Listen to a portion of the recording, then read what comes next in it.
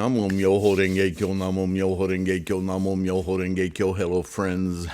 Thanks for being here. Thanks for your practice. Thanks for your support and your bodhisattva work, like liking and subscribing. It's a little thing, but it means a lot. Well, after yesterday's long introduction, I think we can dive right into continuing with Chapter 1 of the BDK translation of the Lotus Sutra. There were also 80,000 Bodhisattva Mahasattvas, all of whom were irreversible from highest complete enlightenment, Anuttara Samyak Sambodhi. They had obtained the Dharanis, were established in eloquence, and had turned the irreversible wheel of the Dharma. So here we are in the Lotus Sutra, and in addition to all the attendees we spoke about yesterday, we now have actually accomplished Bodhisattva, living, coursing in samsara with the Buddha mind, the Buddha way. This is kind of unique in all of the sutras, right? This is perfect, complete enlightenment that Shakyamuni is talking about. So why are they there? They already know. Well, let's find out. Each had paid homage to countless hundreds of thousands of Buddhas, planted roots of merit in their presence, and had always been praised by those Buddhas. Now you understand those aren't Bob Frank, so on and so forth, Buddhas. They are their Buddha minds, their Buddha realizations, their self-realizations. That's why they are fully accomplished bodhisattva. You see, the rhetoric, though, can make that easily confused with there are multiple thousands, millions of Buddhas. Well, yes, there are, because there are as many Buddhas as there are human beings. Buddhas is a mind state. Remember, Buddhism is about the mind. So these aren't people or incarnations, they are realizations. So when you realize Buddhahood, self-realization, self-manifesting Buddhahood, do you not recognize what your own life is? It's that kind of duality that's confusing in language to represent, okay? They had also cultivated compassion within themselves, skillfully caused others to enter the wisdom of a Buddha, not a particular Buddha, but of their Buddha realization, right? Obtained great wisdom and reached the other shore. Again, other ways of saying they had attained their Buddha mind. All of them were famous throughout countless worlds and have saved, there's that word again, innumerable hundreds of thousands of sentient beings. At least they're saying sentient beings here. They were Manjushri, Avalokitesvara, Mahatmaprata. Oh my goodness, there's a whole list of them here. Some of them you may recognize, some of them undoubtedly are called by different names in different translations, but there's a whole list of many of them, including Maitreya, Ratnakara, and so on. There were altogether 80,000 such Bodhisattva Mahasattva, so at least we don't have to recite 80,000 names, yeah? You get the picture, I'm sure. At that time, Sakra, king of the Devas, was also there, attended by 20,000 Devaputras, Kandra, Samantaganda, and Ratnaprabha, and the great Devas of the four quarters were there, together with a retinue of 10,000 Devaputras. The Devaputras Isvara and Mahesvara were there, attended by 30,000 Devaputras. Brahma, the lord of the Saha world, as well as the great Brahma Sikhin and the great Brahma whatever his name is, were there, together with a retinue of 12,000 Devaputras. The 8 Naga kings, namely Nanda, Upananda, Sagara, Vashukin, Taksaka, so on and so forth, were also there, each of them surrounded by several hundreds of thousands of attendants. This is a big crowd. And the crowd includes, and he's going the full spectrum, right? From demons or earthly influences, not deities or gods, but these are personages. Remember, we've talked about this many times. Representing, in other words, these are the minds of the audience. We have everything from enlightened minds to incorrigible disbelief minds to lay students and even obstacle minds, right? People that want to get in the way, that want to adhere us to samsara. These are the whole audience. In other words, this teaching is for everyone. And this is the goal of Shakyamuni before he was Shakyamuni, right? To find a universal truth that everyone, no matter what their state, mental state, right? It's not about how much money you have in the bank. No matter what their mental state could, if this is truth, then it's truth for everything and everyone. And so he's comprising the audience of the full spectrum. There were 4 kings of the Kinnaras, whose names were Dharma, Sudharma, Mahadharma, and Dharmadara.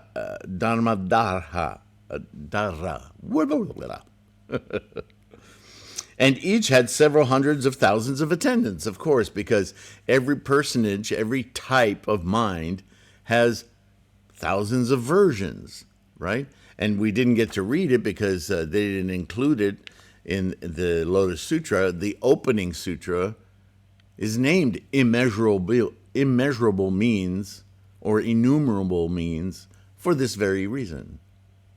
This teaching will apply to countless sentient beings, yeah? The 4 kings of the Gandharvas were there. They were Manojnasvara, Madhura, and Madhurasvara, each of them also with several hundred thousands of attendants. There too were 4 kings of the Asuras, called Badin, Karashkadva, Vemasitra, and Rahu, each with several hundred thousands of attendants. Mahatejas, Mahakakya, Mahapurna, and Mahardipratra, the 4 kings of the Garudas, were there, together with several hundred thousands of attendants. Finally, King Ajatashatru, Vaidehi's son, and were also there with several hundreds of thousands of their attendees. Each of them, after having bowed at the Buddha's feet, withdrew and sat on one side. At that time, Bhagavat, which is Shakyamuni Buddha, was respectfully surrounded by the 4-fold assembly, monks, nuns, laymen, and laywomen. Paid homage, honored and praised, he then taught the Bodhisattvas the Mahayana Sutra called Immeasurable Meanings.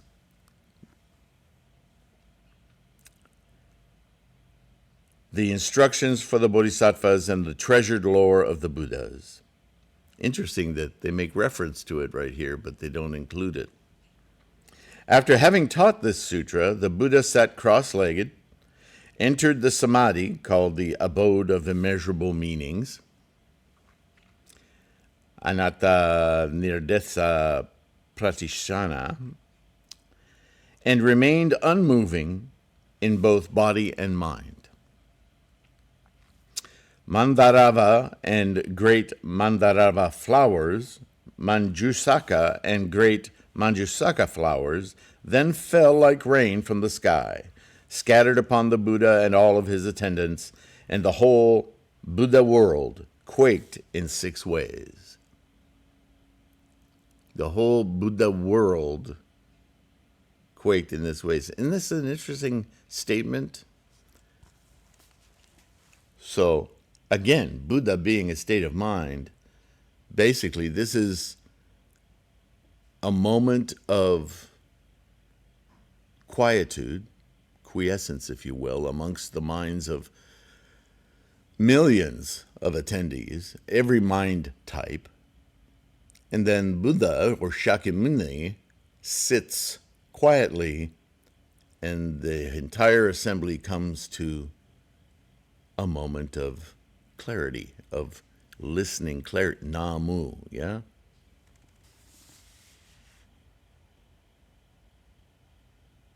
At that time, the whole assembly of such humans and non-humans as monks, nuns, laymen, and laywomen, the devas, the nagas, the yakshas, the gandharvas, the ashuras, the agarudas, the kimnaras, the maharagas, kings and noble emperors, having experienced something unexpected, unprecedented, were filled with joy, and with their palms pressed together, they gazed attentively at the Buddha. Okay, we're ready. This is major, right? Then the Buddha emitted a ray of light from the tuft of white hair between his eyebrows. It illuminated all the 18,000 worlds in the east, down as far as the lowest hell of Ichi, and up as high as the Akanishta heaven. All the sentient beings in those worlds, living in the 6 transmigratory states, became visible from this world. Again, this is the extension of this teaching beyond those in attendance, because they're representative of mind states that have always existed and will continue to exist long into the future. Sentience. These other worlds are just, if you're a fan of the word timeline, as it's used in programs like The Fringe, every timeline, yeah.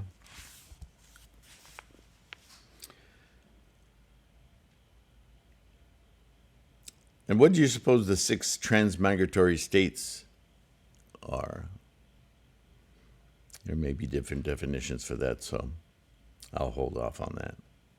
The Buddhas in those worlds were also seen, and the Dharma they were teaching could be heard, because we all individually get our own particular insights based on our own particular experience of this life, this engine, this life that we are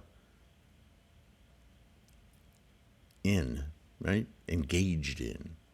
But we all experience it differently, even if very, very similarly, still different.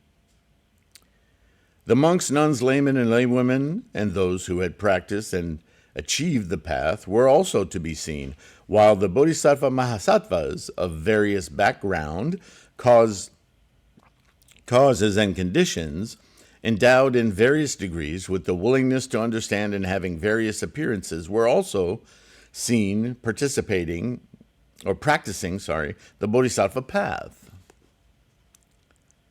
All of the Buddhas who had achieved parinirvana were seen, as well as their relic stupas made of 7 precious treasures. At that moment, it occurred to Bodhisattva Maitreya, quote, "The Bhagavat has now manifested the sign of great transcendent power. What could be the reason for this marvel?" Basically, he's sharing with us an experience of enlightenment. Why give us this example? What is the meaning of this? The Buddha, Bhagavat, has now entered samadhi. He's exposing his Buddha-ness. Shakyamuni is, yeah?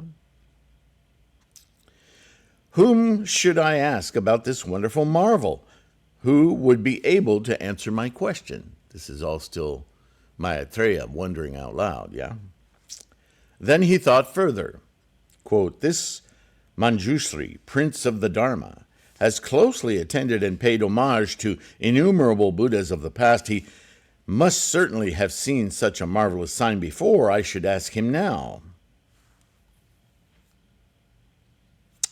At that same time, it occurred to the monks, the nuns, the laymen, the laywomen, devas, nagas, yakshas, and others, quote, "Now whom should we ask about the illumination and marvelous sign of this Buddha?"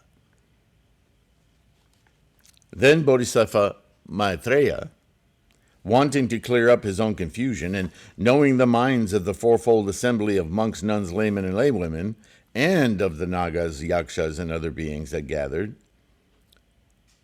asked Manjushri, "What is the reason for this marvelous sign, this great ray of light, and that illuminates the 18,000 worlds in the east and renders visible the adornments of all the Buddha worlds?"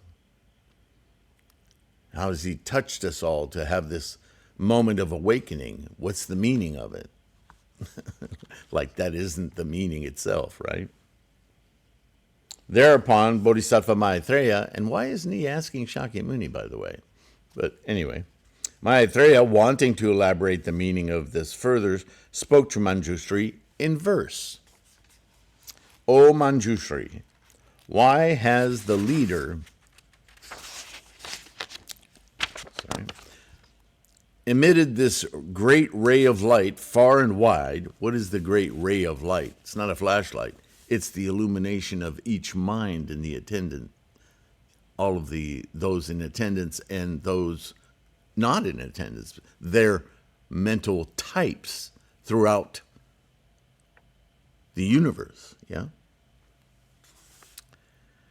From the tuft of white hair between his brows raining down Mandarava and Manjusaka flowers and gladdening the people with the fragrant winds of sandalwood. For this reason, the earth is completely adorned, and this world quakes in 6 ways. And the fourfold assembly is completely enraptured, delighted in body and mind at the experience of such an unprecedented marvel. And delighted in body and mind, by the way, goes to my previous videos on the meanings of Namu and the video on presence at the Butsudan, right? We commit our body and mind to invoking or enlightening or invoking our Buddha mind, our Gohanzon mind, to experience Buddhahood, right? So there it is again. This is the reason for Namu. This is why Nichiren includes it. This is to delight in body and mind at the experience. Okay? Such an unprecedented marvel. From the depths of the Avicii hell up to the summit of existence, the ray of light from between his eyebrows illuminates the 18,000 worlds, which shimmer like gold. And throughout all these worlds, the births and deaths of living beings, of the 6 transmigratory, why I'm having trouble with that word, I don't know, states of existence, and the good and bad deeds through which they have received good and bad consequences, are all to be seen from here. Now, I'm just going to take a moment to relate all those sentences because you need to understand this is a common thread throughout all of the teachings. The births and deaths of living beings. Cycle of birth, death, birth, death, birth, death, birth, death, birth, death, birth, death, birth, death, moment, moment, moment, moment, moment. They're witnessing this. The births and deaths of living beings of the 6 transmigratory states of existence. The 6 lower worlds. Realms. Samsara.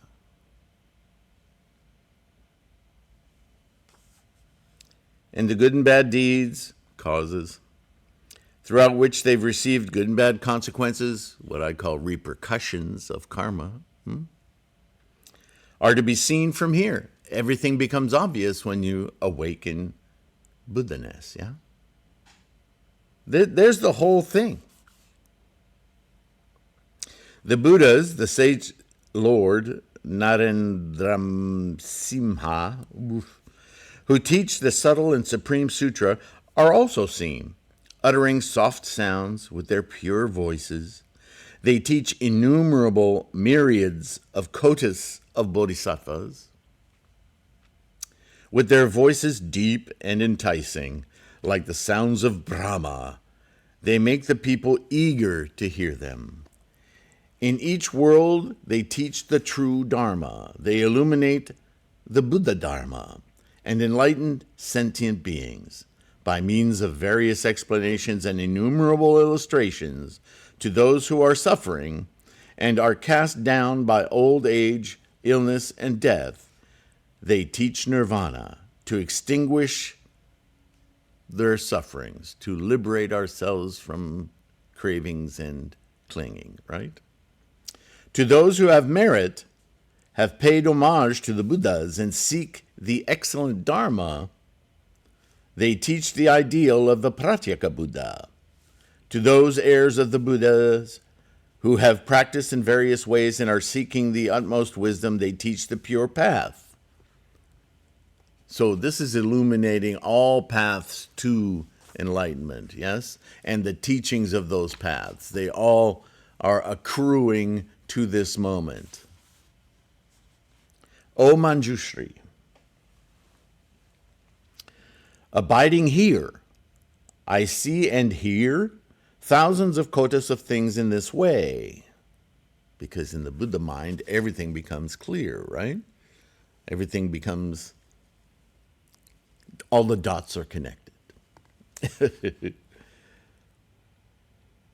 There are many such things. I shall now explain them in brief. In these worlds I see bodhisattvas, equal in number to the sands of the Ganges River, seeking the path of the Buddhas, according to their various situations, right? Each of us being individual. Some undertake the practice of giving gifts, joyfully giving gold, silver, coral, pearls, jewels, conch shells, agates, diamonds, servants, carts, and ornamented litters. They give these things joyfully, transferring the merit to the path of the Buddhas, wishing to obtain this vehicle, which is the highest in the three worlds, and praised by all the Buddhas. So are they running around just being philanthropists? I put it to you that the philanthropy is of the way of enlightenment. And that may come through samsaric offerings to bolster people's confidence and enamor them to the path of enlightenment. But enlightenment is what it's all about, yeah?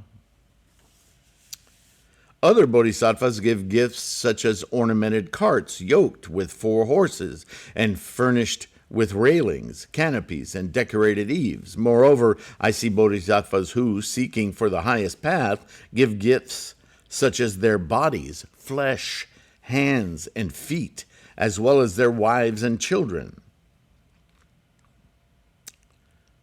Moreover, I see bodhisattvas who are joyfully giving their heads, eyes, and bodies while searching for the wisdom of the Buddhas.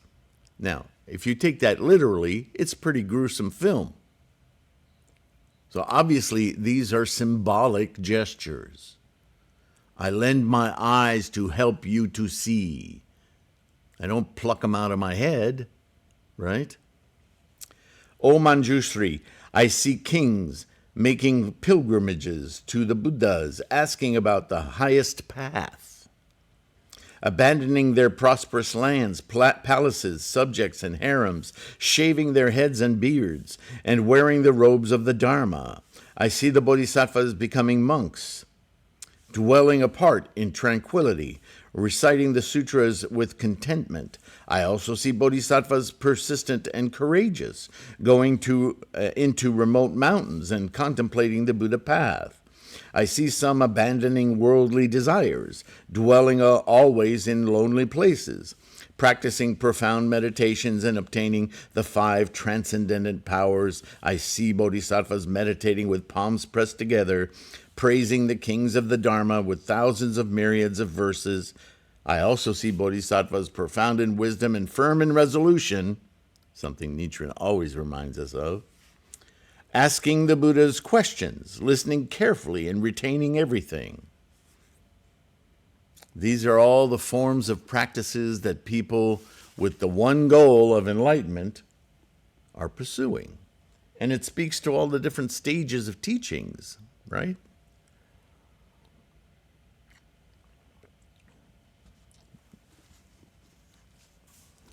In other words, this is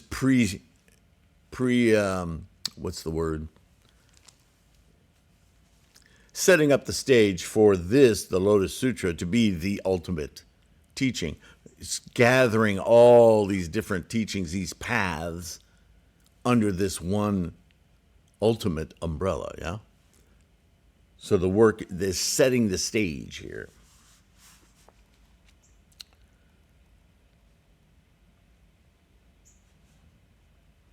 I see also, oops, I think I skipped something. Listening carefully and retaining everything. Furthermore, I see heirs of the Buddhas, endowed with concentration and wisdom, teaching the Dharma by innumerable illustrations for the benefit of living beings, right? The perfection of the mind, wisdom sutras, right?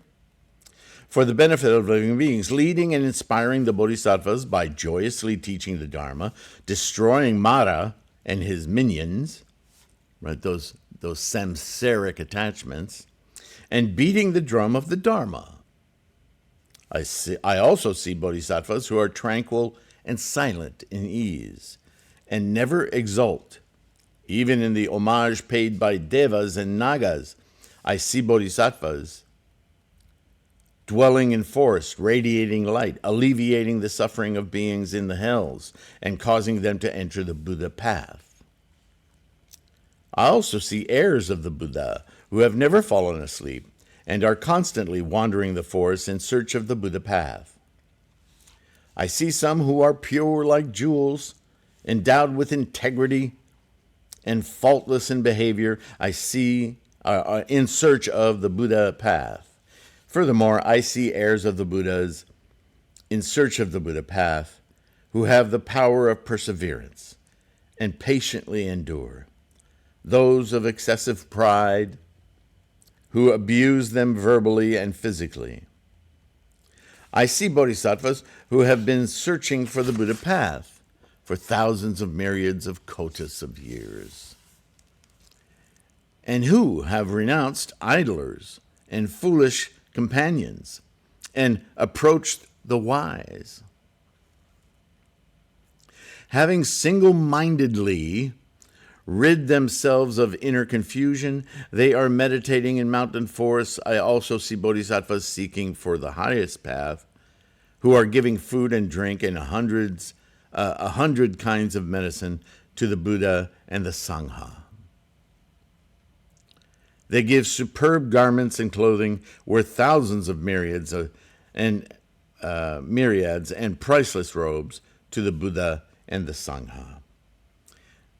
They give thousands of myriads of kotas of treasured monasteries made of sandalwood. Interesting. And various kinds of excellent bedding to the Buddha and the Sangha. That's to the Buddha and the Sangha, if you consider that statement for a moment. Again, just a little elucidation. It is, as we read in Nichiren, the gift given to those of the Sangha isn't so much, I want to help Frank out. It's more about, I want to help Frank attain Buddhahood. So the gift is primarily to Buddha and enabling, assisting, facilitating the attainment of Buddha for these individuals of the Sangha who are all committed to attaining that goal, yeah? Remember how Nichiren's always like, thank you for the rice, the seaweed, the so on and so forth, and I immediately reported these gifts to, right, the Gohonzon, to the Buddha.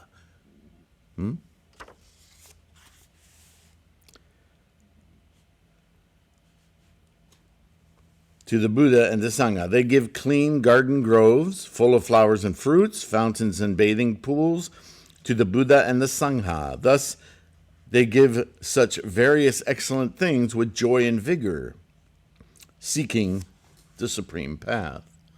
Now remember, We've been talking for a while here, but this is all still, in verse, an answer to the question, what just happened? Why? What's the purpose of this ray of light? This ray of light is to clearly see, to let you partake in the clarity of Buddha-ness.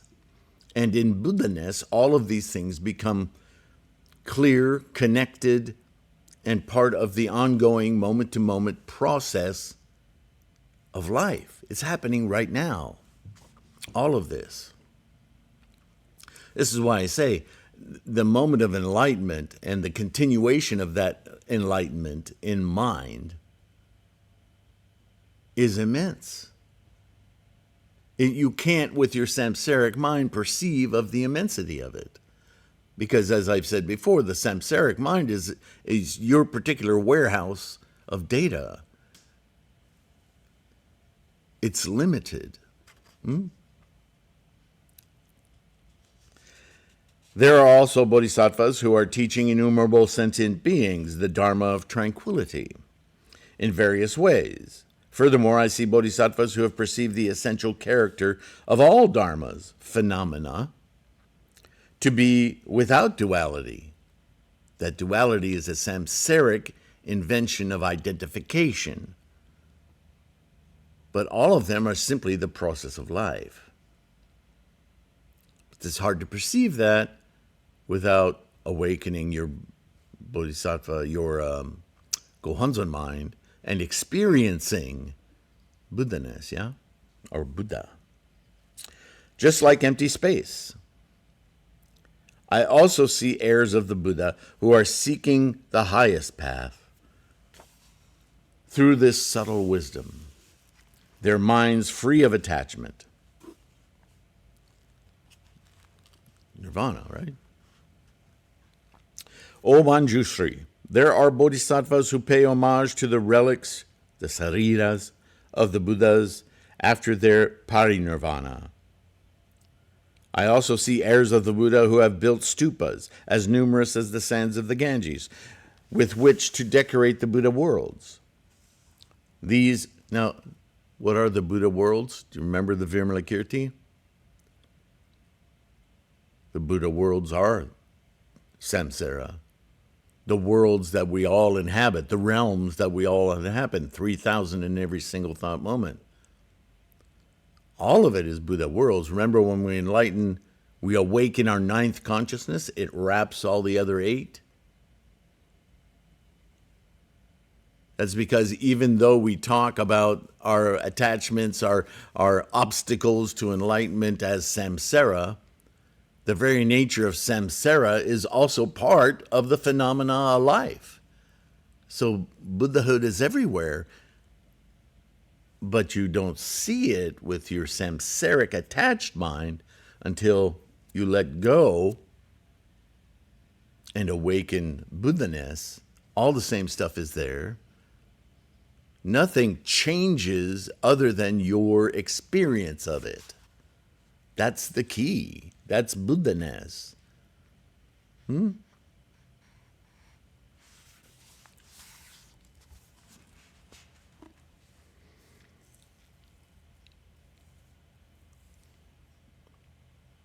These worlds have been spontaneously made as extraordinarily beautiful as the king of the heavenly trees when his flowers bloom. Spontaneously. Doesn't take a lifetime to do this. Awakening is in this moment. Do you carry it into the next? Because the Buddha has emitted this ray of light, I and those with me in the assembly can see these worlds of marvelous and varied beauty. The wisdom and transcendent powers of all the Buddhas are extraordinary. By emitting a single ray of light, he has illuminated innumerable lands. Seeing this, we attain that which we have not met with before. Remember, the Buddha lands are this land. It's just that shift in perception, yeah? O Manjushri, heir of the Buddhas, we entreat you to rid us of our confusion. The fourfold assembly is joyfully looking up at you and me. Why did the Bhagavat emit this ray of light? O heir of the Buddhas, now answer. Resolve our confusion and gladden us. Why is he emitting this ray of light? Will the Buddha teach us the true Dharma that he obtained while he sat on the terrace of enlightenment? Will he predict enlightenment to us? It is not for trifling reason that all the Buddha lands ornamented with various jewels and all the Buddhas have been made visible. Right? Again, before he starts preaching this sermon of the lotus, he gives everyone a peek at what this is about. What's this like? He tried to do that in the very first sutra, if you'll recall, in the Avatamsaka Sutra, the Kigan Sutra, the Flower Garland Sutra, whatever you call it. But no one was ready for it. It was just like overwhelming. They didn't get it. So now he's taught for some 42 years preparatory teachings, and now in the Lotus Sutra he goes, here, let me give you a shot. This is what we're going for here. O Manjushri, you should know that the fourfold assembly, Nagas and Devas, look forward to hearing what you shall reveal. Thereupon Manjushri spoke to Bodhisattva Mahasattva Maitreya and the other worthy beings, quote, O sons of a virtuous family, I am very sure that the Buddha, the Bhagavat, will now teach the great Dharma, rain down the great Dharma, blow the conch of the great Dharma, beat the drum of the great Dharma, and reveal the meaning of the great Dharma. O sons of a virtuous family, I have seen Buddhas in the past who have shown this marvel and have taught the great Dharma immediately after emitting a ray of light.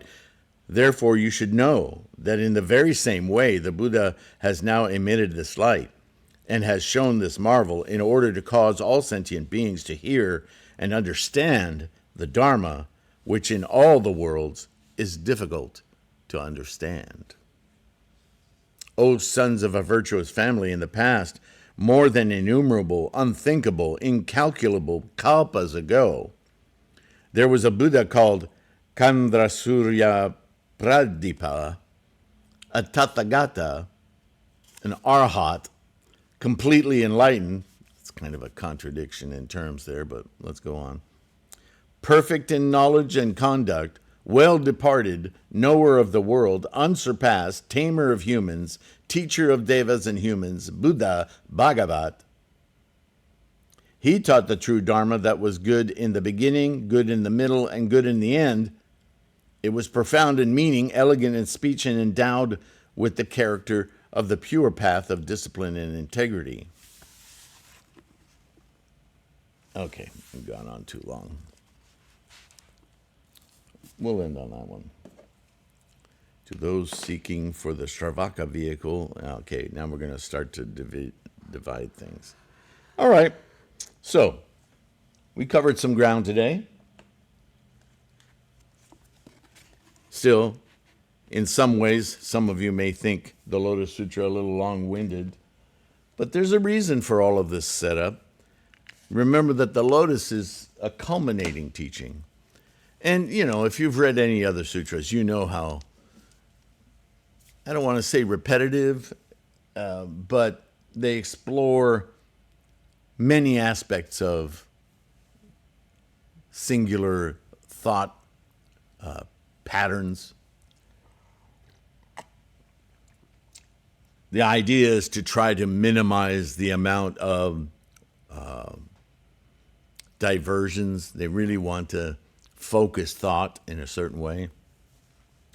And so here in the Lotus, this is a culminating teaching. So let's make sure we include all aspects that everyone knows about, assumes this knowledge base, and bring them under this one umbrella, this one rubric of practice, yeah? So thank you. Thank you for listening. If you have questions, if I went over something too quickly, let me know in the comments. In the meantime, we'll continue in the next video, yeah?